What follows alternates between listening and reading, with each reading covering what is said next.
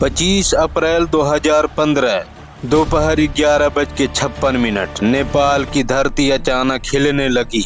7.8 तीव्रता का भूकंप। सैकड़ों साल पुराने मंदिर मलबे में बदल गए। लेकिन उसी विनाश के बीच बागमती नदी के किनारे खड़ा पशुपतिनाथ मंदिर एक खरोच तक नहीं आई। आखिर क्यों? क्या यह महादेव की लीला थी या वास्तुकला का कमाल? आज की इस वायरल और रैंकिंग वीडियो में हम खोलेंगे पशुपतिनाथ मंदिर के 10 चौंकाने वाले ऐसे रहस्य जिसे सुनकर आपके रोंगटे खड़े हो जाएंगे। वीडियो शुरू करने से पहले लिखिए हर हर महादेव। टॉप 10 रहस्य शुरू करते हैं। नंबर 10, बागमती का भूकंपीय चमत्कार। 2015 के भूकंप में जब 80 से ज्यादा यूनेस्को संरचनाएं टूटी, लेकिन पशुपतिनाथ मंदिर ऐसे खड़ा रहा जैसे समय भी उसे झुका न पाए। विशेषज्ञ कहते हैं मंदिर का बेस प्राकृतिक चट्टानों पर बना है। भक्त कहते हैं महादेव स्वयं अपने घर की रक्षा करते हैं। सत्य क्या है? शायद दोनों। नंबर 9, वह शिवलिंग जो दुनिया में अनोखा है। यहाँ का शिवलिंग साधारण नहीं, यह है मुखलिंग। 4 दिशाओं में 4 चेहरे, 4 मुख बराबर 4 पुरुषार्थ, धर्म, अर्थ, काम, मोक्ष। और जब भी साधक ध्यान में बैठते हैं वे कहते हैं कि उन्हें 5वां मुख दिखता है, ईशान मुख, जो आम आंखें नहीं देख सकती। नंबर 8, 5वां अदृश्य मुख। तांत्रिक ग्रंथ कहते हैं 5वां मुख केवल उन्हीं को दिखाई देता है जो मंत्र, तंत्र और तप की ऊंचाई अवस्था में पहुंच चुके हो। अमावस्या की रात गर्भगृह से निकलती है हल्की प्रकाश रेखा, यही संकेत मानी जाती है। विज्ञान इसे रिफ्लेक्शन कहता है, लेकिन साधक इसे ईशान का तेज कहते हैं। नंबर 7, कर्नाटक के 4 भट्ट पुजारी। यहाँ पूजा सिर्फ 4 लोग ही कर सकते हैं और ये आते हैं दक्षिण भारत के कर्नाटक से। आखिर क्यों?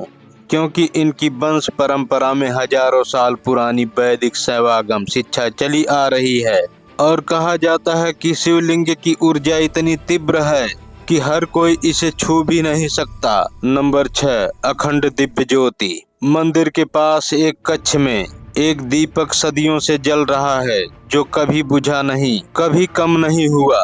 कुछ कहते हैं इसे लिच्छवी राजाओं ने जलाया, कुछ कहते हैं पशुपेच्छा ने।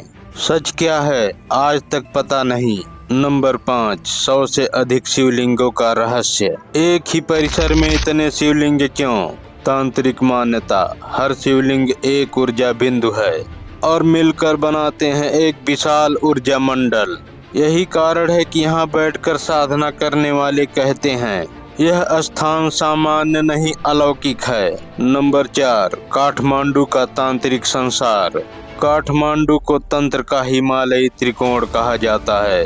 कामाख्या, काशी, काठमांडू तीनों एक ऊर्जा ग्रिड बनाते हैं और इस ग्रिड का केंद्र है पशुपतिनाथ, क्योंकि यहाँ मृत्यु और मोक्ष एक साथ रहते हैं। नंबर 3, आधी रात की गुप्त तांत्रिक पूजा। नर देवी मंदिर। आधी रात दीपकों की मंद रोशनी और तांत्रिक साधकों की गुप्त पूजा। कहते हैं यहाँ देवी श्वेता काली की चेतना आज भी ध्वनित होती है और साधक भय परीक्षा से गुजरते हैं। यह साधना आम लोगों के लिए नहीं है। नंबर 2, कुमारी देवी जीवित शक्ति।